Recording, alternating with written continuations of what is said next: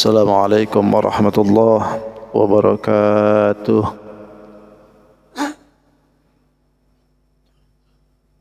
وعند هذه النية بابتغاء مرضات الله وعلى كل نية صالحة إلى حضرة النبي محمد صلى الله عليه وسلم وعلى آله وأزواجه وأولاده وذريته رضوان الله تعالى عليهم أجمعين وشرنا معهم برحمتك يا أرحم الراحمين.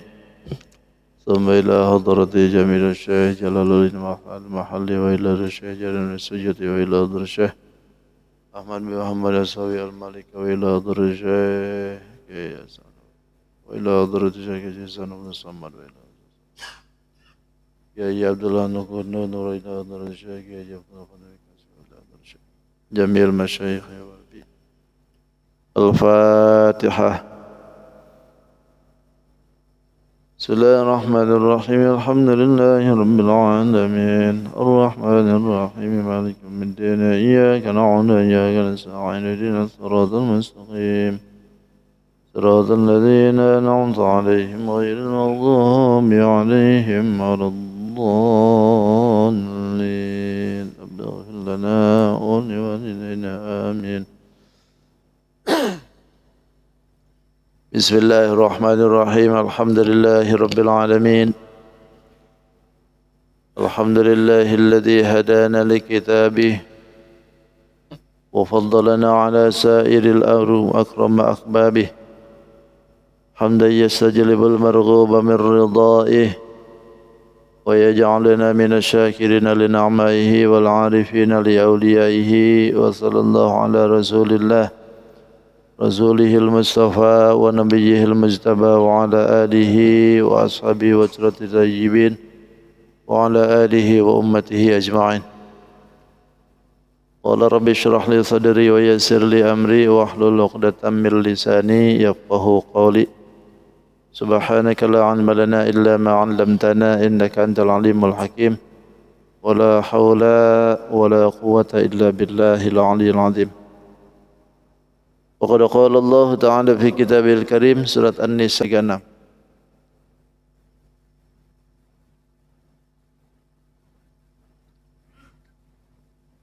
ayat 36.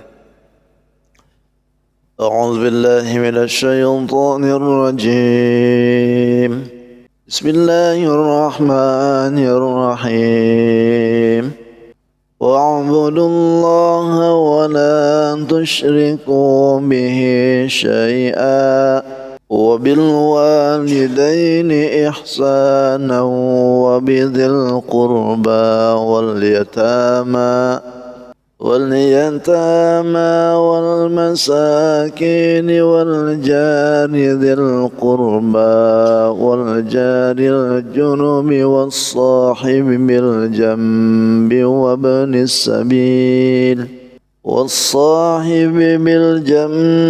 وابن السبيل وما ملكت أيمانكم إن الله لا يحب من كان مختالا فخورا.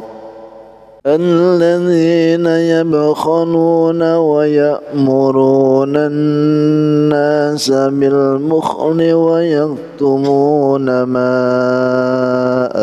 آتاهم الله من فضله وأعتدنا للكافرين عذابا مهينا. والذين ينفقون أموالهم رئاء الناس ولا يؤمنون بالله ولا باليوم الآخر ومن يكن الشيطان له قرينا فساء قرينا. وماذا عليهم لو آمنوا بالله واليوم الآخر لو آمنوا بالله واليوم الآخر وأنفقوا مما رزقهم الله وكان الله بهم عليما صدق الله العظيم وصدق رسول النبي الكريم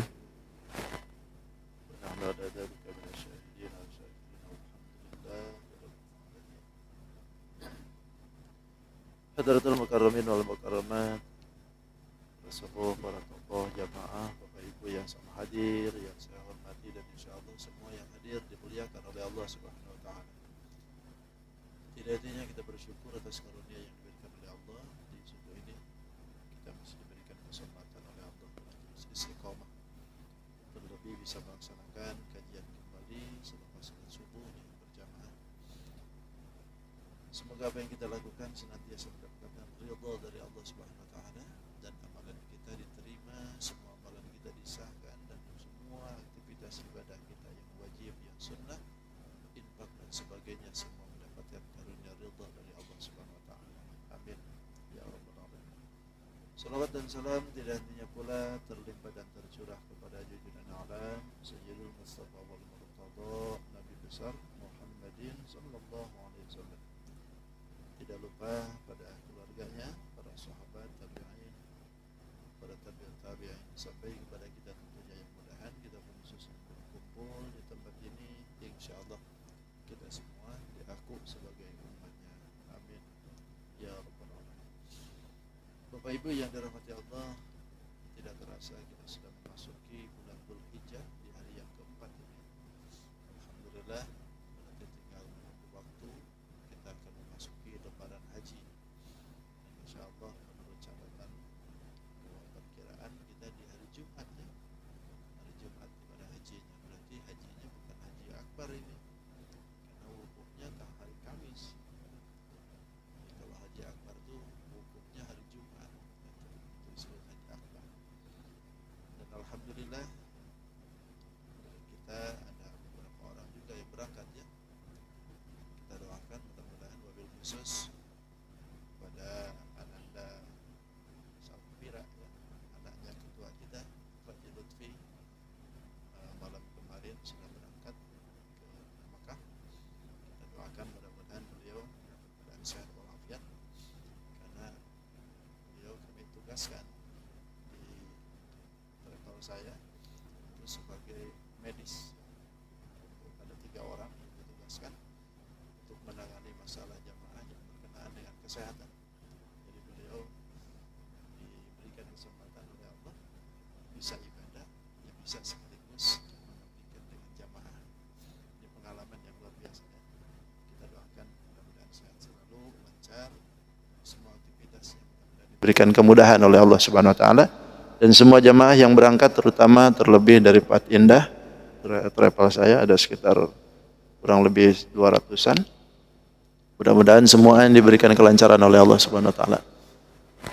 Dan semua ibadah yang dilakukan oleh jemaah haji seluruh dunia, kita doakan mereka semua bisa melaksanakan haji dengan baik dan bisa melaksanakan haji dengan mabrur dan mabrurah, makbul dan makbulah, bisa kembali ke tanah airnya masing-masing dengan selamat dan sehat insyaallah. Amin ya rabbal alamin. Karena di beberapa negara ada yang sedikit banyak ancaman kalau seperti di Yaman itu jemaah hajinya nggak begitu nyaman, mereka mau berangkat kapalnya dibom sama Israel. Di beberapa negara itu mengalami gangguan. Tapi alhamdulillah negara kita ini alhamdulillah aman-aman aja insyaallah. Cuman yang nggak ada aman tuh yang haji furoda. Haji furoda nggak ada aman sudah, tutup sudah ya. Jadi walaupun duit besar, kalau Allah kadar ridha udah nggak bisa berangkat. Tidak jadi jaminannya duit besar. Yang terpenting Allah panggil kita. Itu yang penting. Kalau Allah sudah panggil kita, besar kecil ongkos itu bukan jaminan. Kalau Allah sudah mau berangkat. Mudah-mudahan tahun depan insyaallah bagian kita lah insyaallah ya. Baik, bismillahirrahmanirrahim. Masih penjelasan tentang kewajiban terhadap Allah dan juga sesama manusia maksudnya. Wallahu a'lam bihaqiqatil murad. Wa'budullaha wa la tusyriku bihi syai'a. Ini kemarin kita sudah bahas sedikit. Yang pertama adalah mengenai ibadah. Pertama ibadah itu adalah wa'budullaha wa la tusyriku bihi syai'a. Ibadahlah kalian kepada Allah, mengesahkan Allah. Wa la tusyriku bihi. Jangan musyrik ke Allah tu syai'a dengan sesuatu apapun. Karena persyaratan kita untuk dijadikan kita ibadah jadi terbaik, ibadah diterima, itu ibadahnya murni karena lillah. Wa'budullaha mukhlishina lahuddin. Itu semata-mata karena mukhlis. Jadi ibadah yang diturunkan oleh Allah Subhanahu wa taala kepada kita itu haruslah semata-mata karena lillah. Jangan sedikit pun ada karena lain Allah. Sedikit saja gitu. Makanya Allah sebutkan wala tusyriku bihi syai'a. Jangan musyrik ke Allah itu syai'a apapun. Syai'a itu kan bisa diolah menjadikan sesuatu yang maf'ul bih. Artinya la tusyriku bihi syai'an minal asya sonaman atau ghairi. Asya itu bisa jadi patung, batu, kayu, gunung, laut. Itu asya. Syai'a. Kalau kedudukan syai'a ini jadi maf'ul bih. Kalau misalkan dijadikan jadi maf'ul mutlaq, berarti masdar dibuang. Berarti pemaknanya isyrakan syai'an jaliyan au khafiyan. Jangan musyrik ke Allah baik secara zahir ataupun secara batin. Secara terlihat ataupun tidak. Itu syai'a tuh. Kalau dijadikan jadi maf'ul mutlaq. Sesuatu yang dijadikan ibadah zahiriyah tapi karena orang atau tidak terlihat orangnya, cuman ini pengennya orang lain itu nyanjung-nyanjung. Nah, itu kan musyrik juga tuh. Bahkan musyrik yang paling dikhawatirkan oleh Nabi itu kan musyrik khafi. Musyrik khafi itu musyrik yang tidak kelihatan, samar banget gitu, padahal musyrik. Seperti peramalan karena orang lihat atau sum'ah, merasa bangga dengan apa yang dilakuin oleh kita, padahal di sisi Allah belum tentu. Sum'ah. Nah, ini riya ini tipis ini tuh.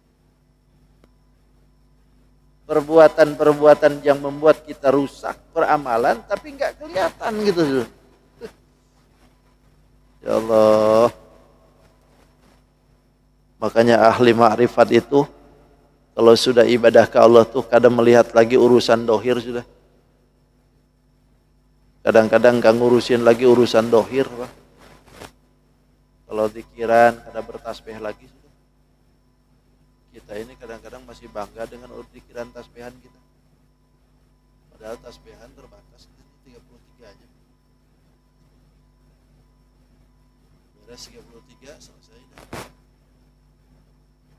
Kalau orang ahli ma'rifat kada bertasbih lagi sudah.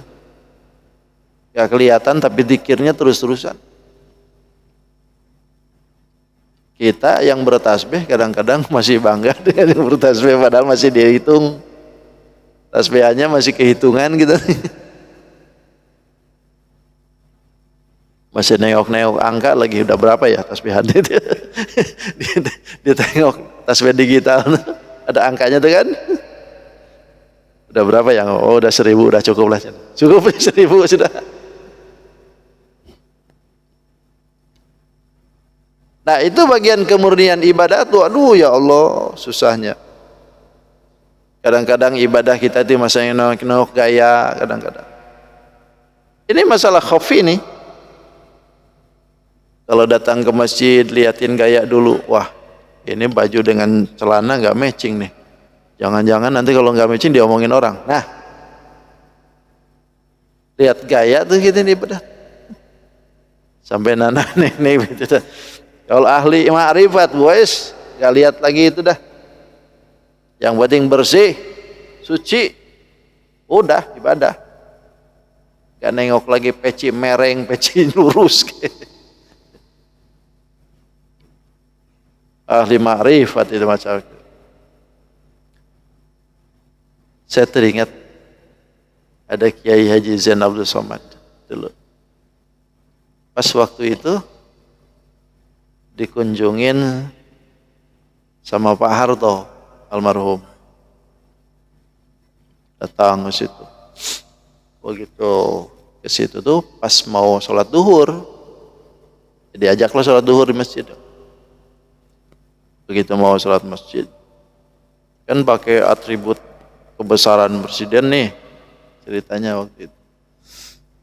Suruh diturunkan, ganti aja.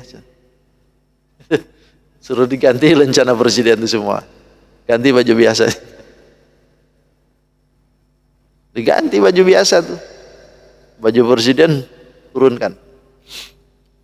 Kata beliau, di hadapan Allah nggak ada urusan presiden dengan yang bukan presiden. Ganti.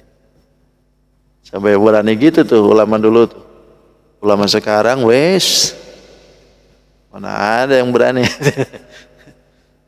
Semua dawuh bulan aja tuh. Manut aja tuh. Kalau sudah guliti dengan pemerintah.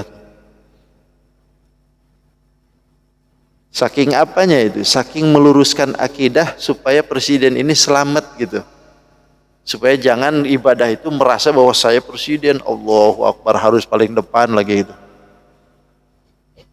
Kan kadang-kadang suka begitu tuh. Mentang-mentang ibu pejabat maunya di depan. Pernah tuh gara-gara ada pejabat militer waktu itu, saya dipanggil waktu itu ke Kapolres untuk meluruskan waktu itu. Jadi masalahnya itu mau ngadakan sholat bareng,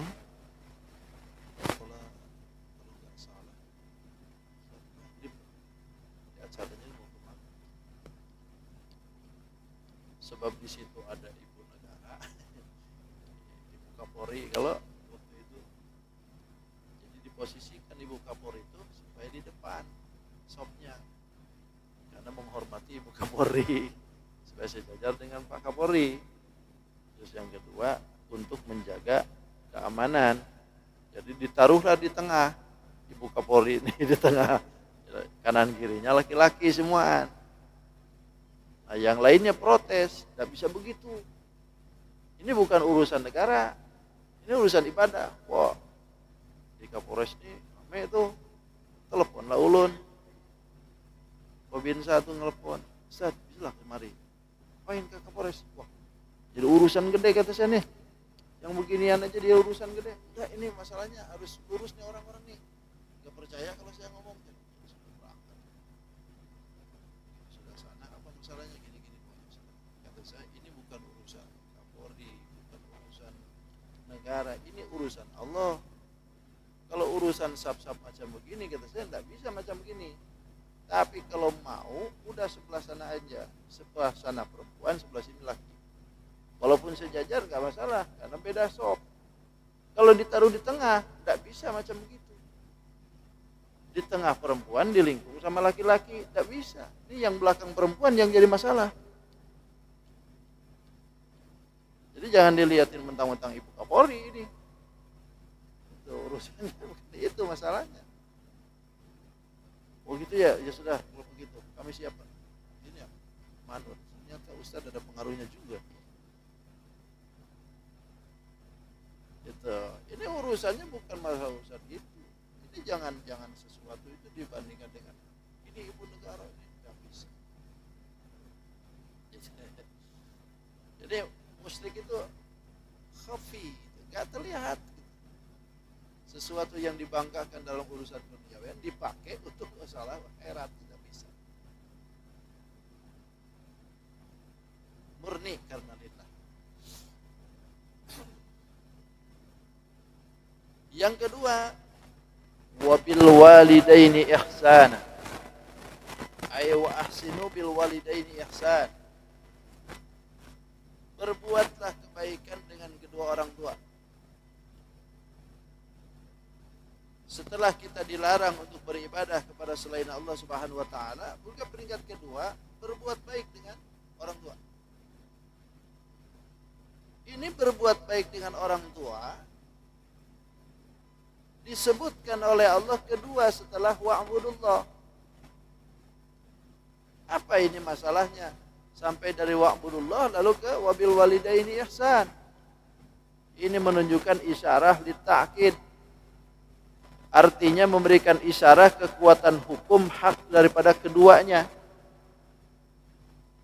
Hak orang tua itu kuatnya. Gitu.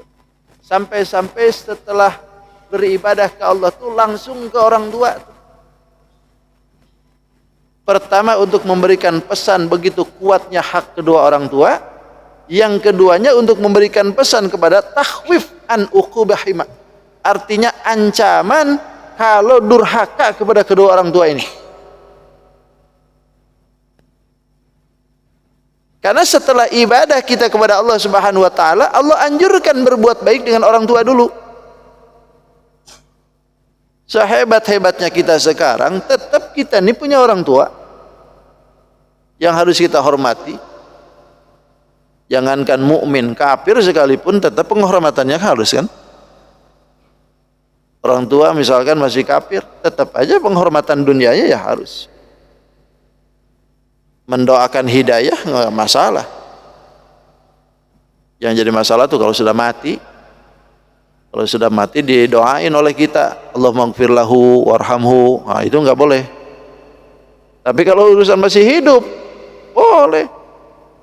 Didoakan, ya Allah, mudahan orang tuaku ya Allah yang masih kafir ini dapat hidayah.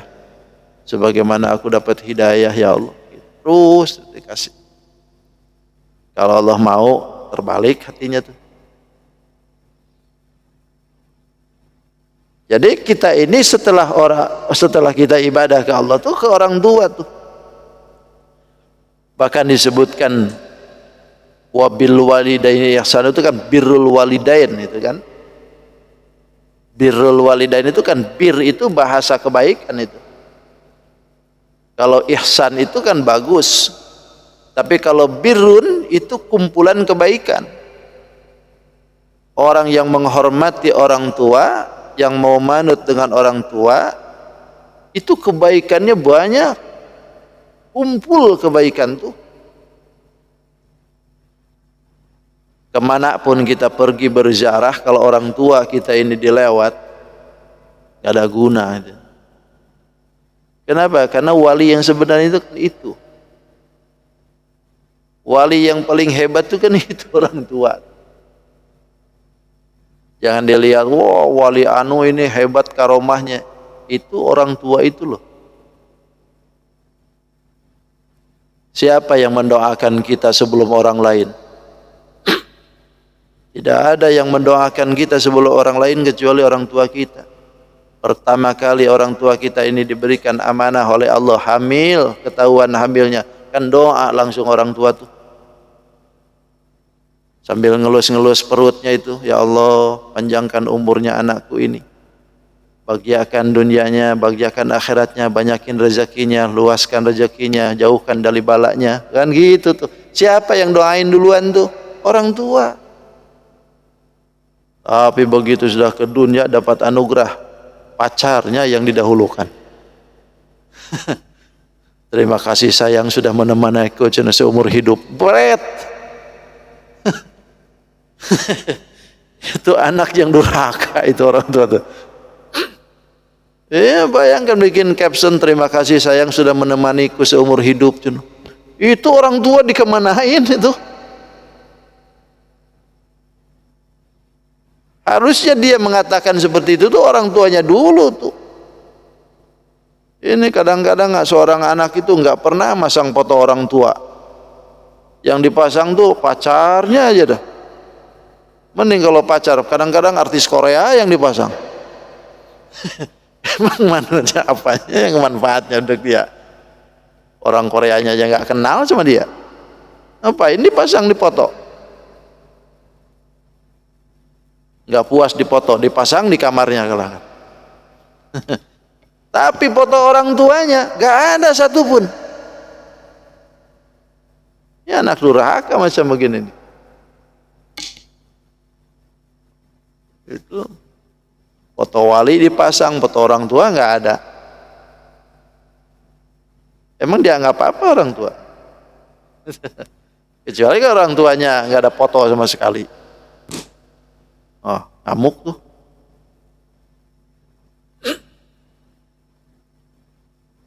Macam saya punya bapak sudah wafat. Tapi orang tua ini nggak punya foto.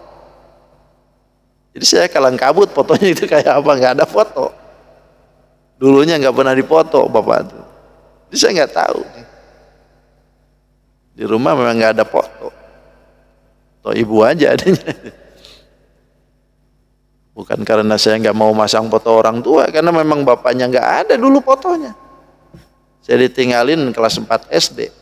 Jadi nggak tahu fotonya apa ada. Karena waktu itu kan belum ada foto secanggih sekarang. Pengen dipoto tuh harus ke kota. Dan itu pun harus jauh gitu. Kalau sekarang kan di mana aja bisa jadi foto.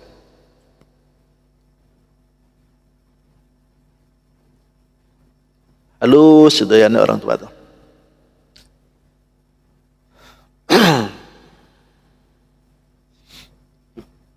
Terus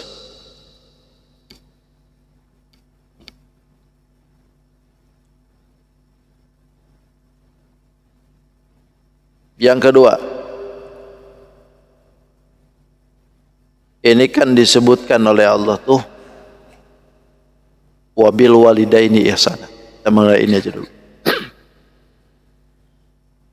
Dalam ayat lain Allah mengkhususkan orang tua itu imma yablughanna 'indakal kibaru ahaduhuma aw kilahuma fala taqul lahumā uff.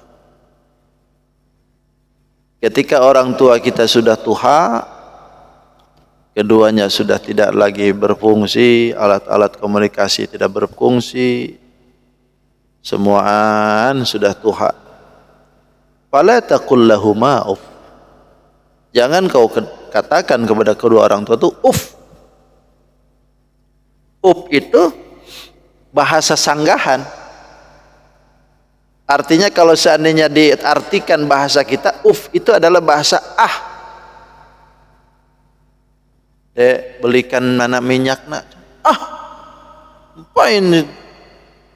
Itu bahasa ah itu adalah merupakan bahasa kedurhakaan anak. Baru ah saja tuh. Jadi artinya ah saja sudah melukai akan hati seorang orang tua, apalagi lebih daripada ah gitu. Apalagi lebih daripada bahasa itu. Atau misalkan disuruh pakai bahasanya itu ahnya enggak, tapi cemberut, menampakkan ketidaksukaan gitu. Nah itu bahasa-bahasa seperti itu tuh, itu menyakiti orang tua. Jangan kata Allah melakukan perbuatan hal seperti itu kalau orang tua sudah gede, sudah kibar, sudah tua gitu. Kita sudah gede, kita sudah dewasa, orang tua sudah makin menyusut, orang tua semakin tua. Lalu kita ini disuruh, lalu kita ini diberikan amanah atau disuruh-suruh sama orang tua, lalu bahasanya itu bahasa segitu aja sudah goyang aras tuh. Dengan bahasa seperti itu, apalagi berani lebih daripada itu. Saya pernah liatin ada kawan durhaka dengan orang tua sampai ditempeleng ibunya itu. Tapi mudah-mudahan aja diampuni oleh Allah. Itu sampai ditempeleng ibunya. Aduh ibu. Tapi ya itu tadilah, durhaka dengan orang tua itu walaupun sudah insaf, kadang-kadang ngepeknya itu masih ada aja. Ini bahayanya dari orang tua itu begini. Jadi kawan kita tuh sekarang sudah berhenti memang, tapi dulunya itu macam begitu. Kalau mau ada sesuatu hajat itu selalu gagal. Selalu gagal. Nah, itu efek daripada durhaka dengan orang tua tuh. Jadi ke atas nggak naik, ke bawah nggak akaran. Bahayanya itu.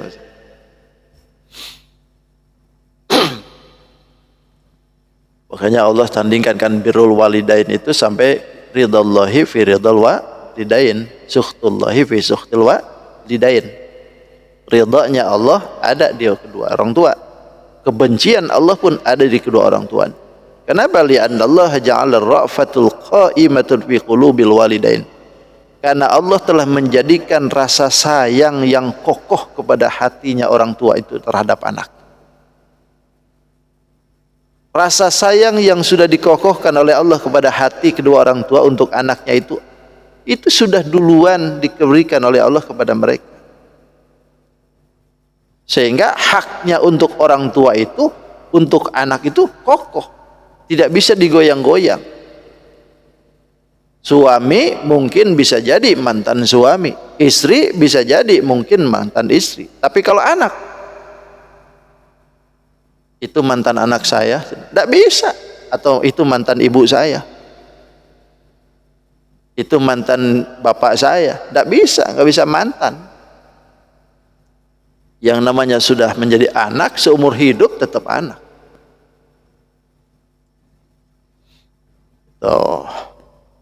Ya, mudah-mudahan Allah Subhanahu wa taala memberikan kita hidayah, inayah, kekuatan agar selalu berbuat untuk orang tua yang terbaik insyaallah. Amin ya rabbal alamin.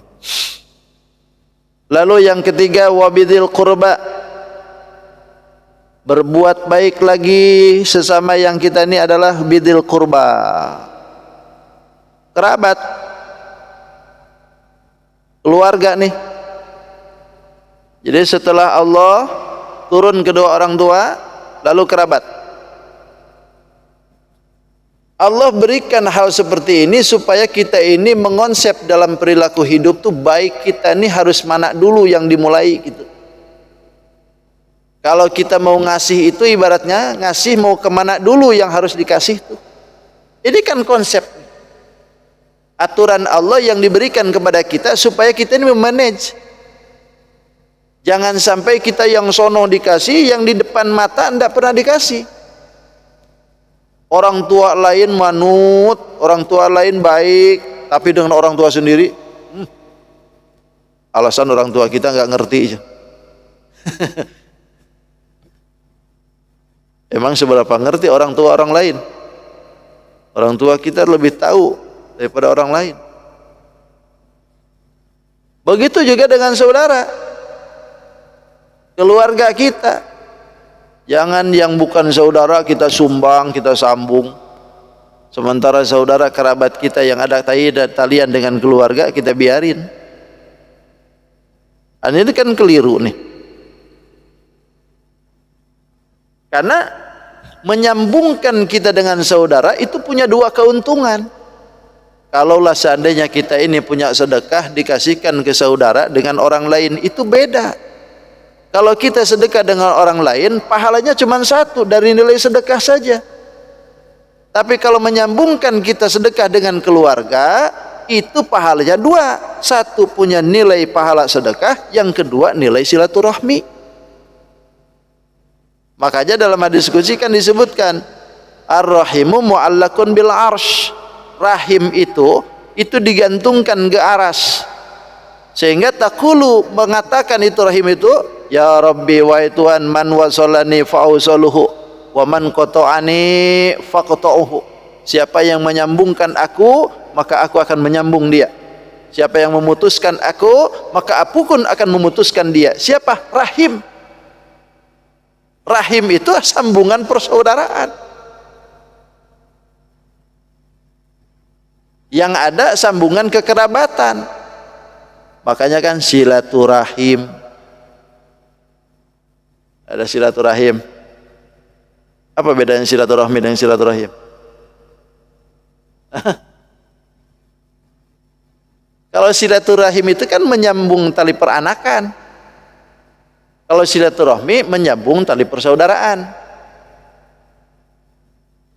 Jadi kalau silaturahim itu menyambung tali rahim. Tali persaudaraan yang ada ikatan darah dengan ibu bapak kita. Kalau silaturahmi dengan siapapun. Saya datang kemari, ini silaturahmi ini kita. Bukan silaturahim karena bapak nggak ada sambungan dengan saya. Silaturahimnya saya dengan bapaknya. Emang bapak dengan ibu saya sama-sama gitu. Memang sama-sama ibu. Gitu. Jangan salah bikin undangan ya. Acara silaturahim.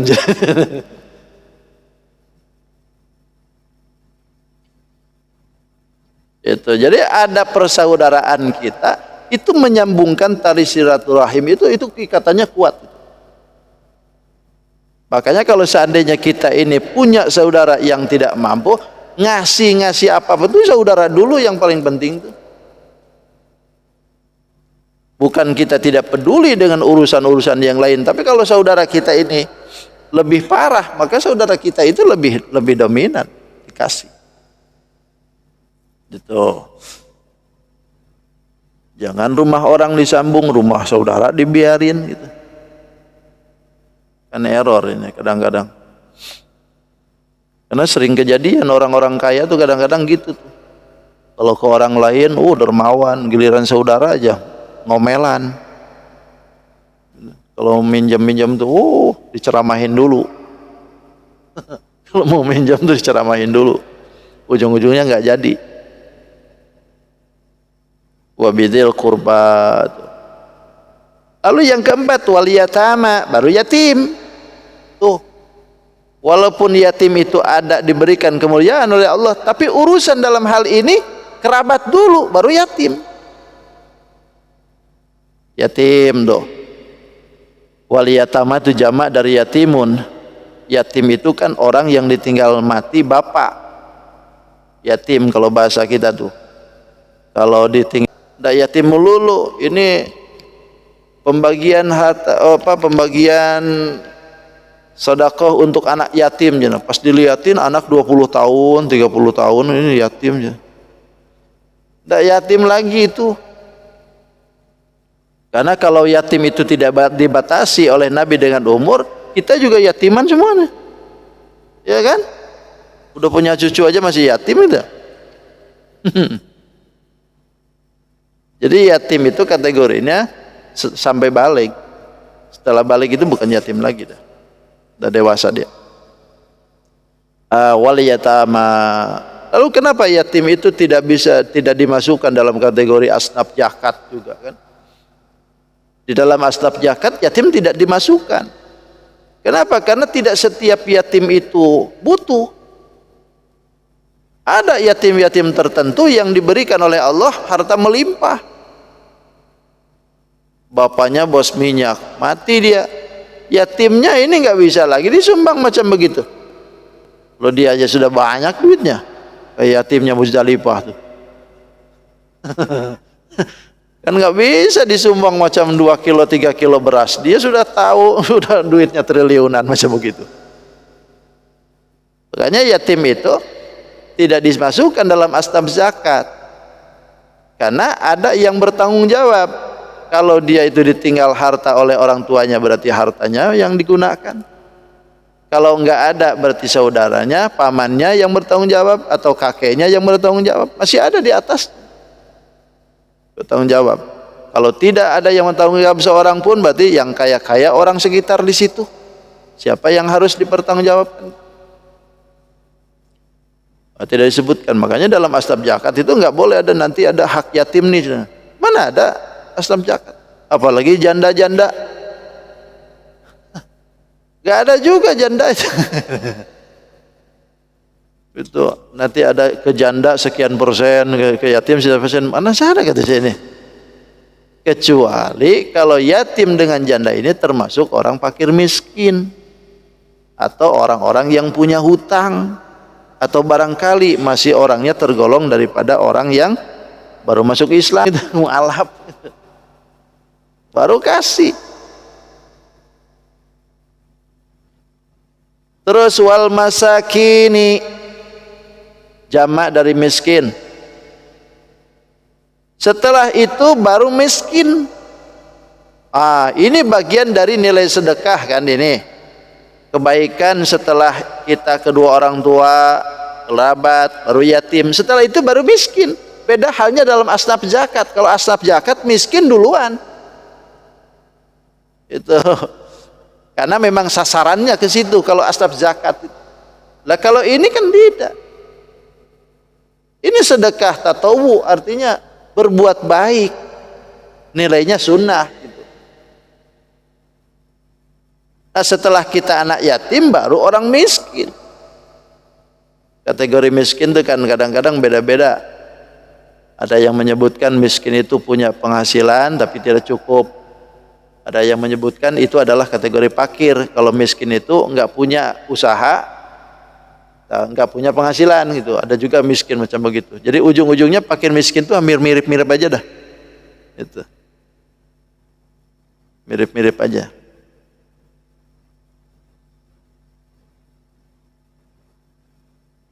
Bahkan kalau disebutkan bahasa asal miskin itu mantasokot biadduhu biturab. Orang yang miskin itu disebutkan itu orang yang melekat tangannya dengan tanah, itu miskin disebut.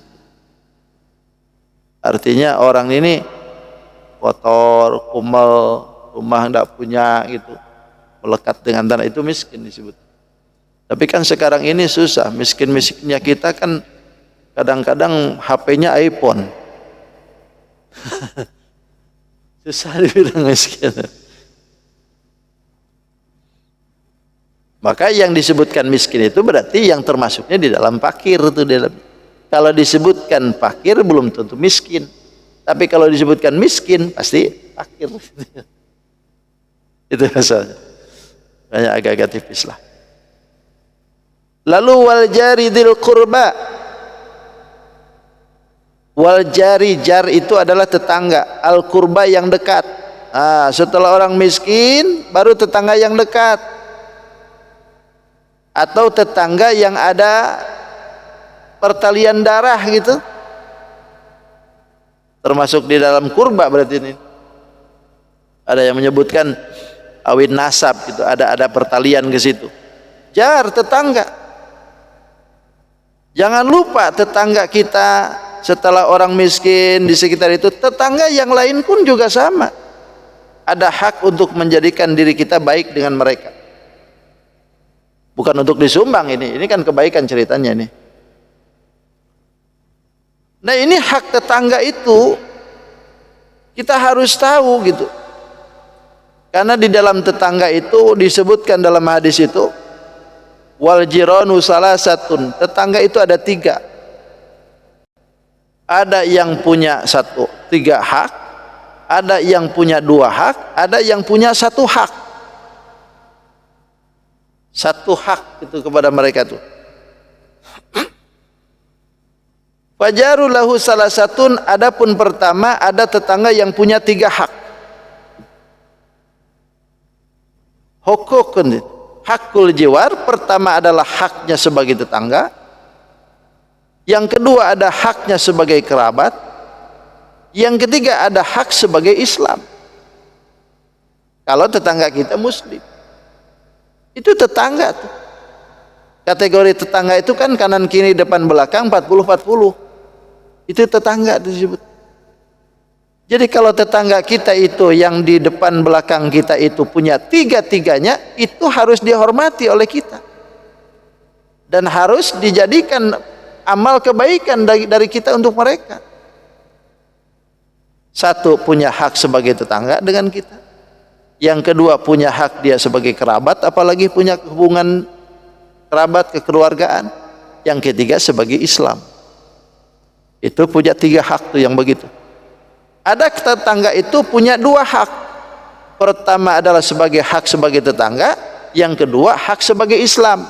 Tidak ada kerabat nih, tidak ada urusan dalam kekeluargaan, cuman dia muslim, tetanggaan dengan kita, itu 2 hak tuh dengan dia. 2 hak diberikan oleh Allah kepada dia, hak sebagai tetangga, lalu keduanya sebagai orang muslim. Lalu yang ketiganya, ada tetangga yang memang punya 1 hak. Orang ini cuma tetangga aja, kerabat bukan, muslim bukan. Itu hanya sebagai hak tetangga saja, harus dihormati oleh kita selama dia tidak memusuhi kita. Orang musyrik, ahli kitab, itu kan, itu hak tetangga saja gitu. Berbuat baik dengan mereka ya nggak apa-apa.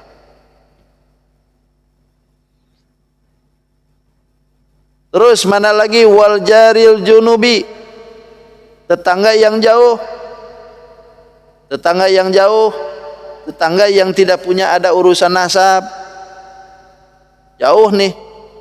Kalau yang dekat-dekat sih enak aja. Ini yang jauh nih, wal jaril junubi, jauh.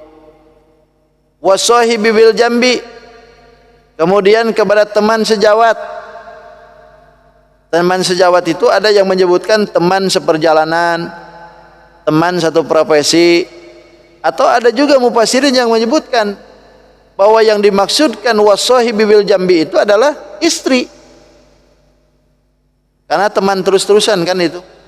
Teman sedapur, teman sekasur, teman seumur itu. Selimut itu. Lalu ada lagi wabnis sabil, anak jalanan. Anak jalan itu yang terputus di perjalanan, mau ke Berau tapi duitnya nggak ada, lalu kita sambung dia supaya sampai ke Berau. Itu wabnis sabil, berbuat baik dengan mereka, itu bagus. Wa ma malakat aimanukum, dan juga hamba sahaya. Wa malakat, hamba sahaya yang diberikan oleh Allah, diamanatkan kepada kita, maka kita pun harus berbuat baik dengan mereka. Innallaha liyuhibbu man kana mukhtalan fakhura. Sungguh Allah tidak suka dengan orang yang mukhtalan. Mukhtalan itu mutakabbiran, sombong. Allah tidak suka dengan orang yang sombong, fakhura. Fakhura itu bangga diri gitu loh, bagaya dah. Banyak gaya hidupnya tuh. Itu muka biasa tapi banyak gaya deh. Duit tipis tapi banyak gaya. Itu Allah nggak senang tuh. Petatang petendeng padahal kerempeng, wah sekali pukul aja mental langsung. Tapi gayanya itu loh, ya Allah. Allah nggak suka macam begitu. Itu sombong itu sebut. Ya wis, 1 ayat aja panjang nih. Sudah sampai situ aja. Ya, udah cukup, nggak ada pertanyaan. Saya mau ada acara. Terima kasih atas segala perhatian. Mohon maaf atas segala kehilapan. Insya Allah kita sambung lagi di season yang akan datang.